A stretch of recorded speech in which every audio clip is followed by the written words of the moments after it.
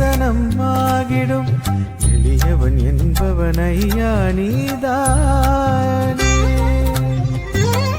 அரண்மனை மாடமும் அருகம் புல்மேடையும் உண்டென நின்றது கணபதி நீதானே. கதி கதி என்றதும் கணபதி சேருமே, துதிப்பவர் கைகளில் துதிக்கையும் சேருமே.